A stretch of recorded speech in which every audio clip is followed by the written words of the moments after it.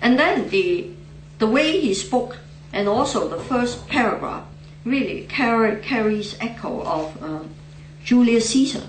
You know, I'm sure his drafter, the young man who drafted it for him, I'm sure it's, these people, they've studied literature, they've studied Shakespeare, you know.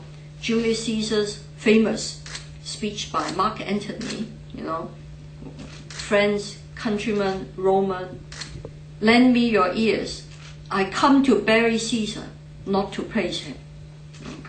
The way Obama began is, Madam Speaker, Mr. Vice President, members of Congress, and the First Lady of the United States, I've come here tonight not only to address the distinguished men and women in this great chamber, but to speak frankly and directly to the men and women who sent us here.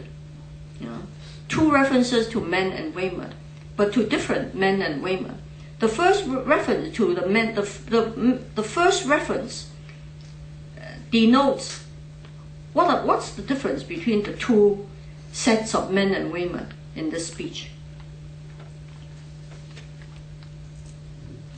Yes? The first one was the congressman, everyone in the House of Representatives, the senator, and the second one was the citizen of the United States. Yes. So the first set of men and women are the elected people, and the second set are the electors. You know? So it's very clever. You know? And with echoes of Shakespeare, allow me to say so. You know, maybe I was stretching my imagination. I've come to bury Caesar, not to praise him. The evil that men do lives after them. The good is oft interred with their bones.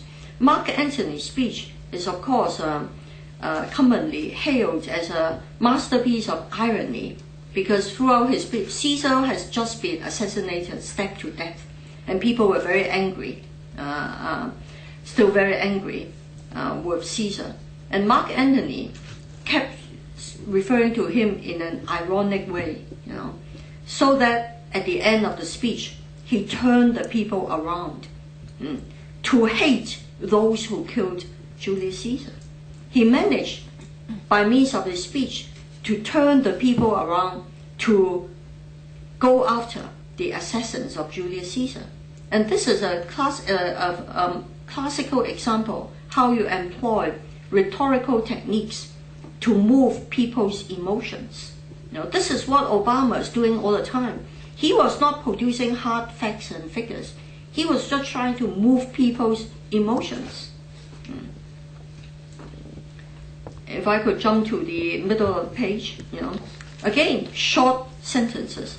We will rebuild, we will recover, and the United States of America will emerge stronger than before. Will, he used will. Will is something that must happen, will definitely happen. Like night follows day, you know, so he used will for emphasis. You know. The weight of this crisis will not determine the destiny of this nation. The answers to our problems don't lie beyond our reach. They exist in our laboratories and universities, in our fields and in our factories, in the imaginations of our entrepreneurs and the pride of the hardest working people on earth.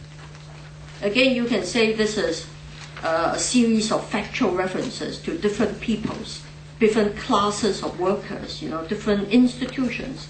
But in a way, it's also employing the technique of synecdoche, laboratories, referring to science, scientific institutions, you know, universities, institutions of higher learning, you know, and look at the importance he attaches to science and learning. In our fields and our factories, agriculture and industry, in the imaginations of our entrepreneur, our businessmen, and the pride of the hardest working people on earth, the blue collar, you know, whether it's Fortune 500 CEOs or hardest working blue collar people in the red states, you know, he covered the whole gamut.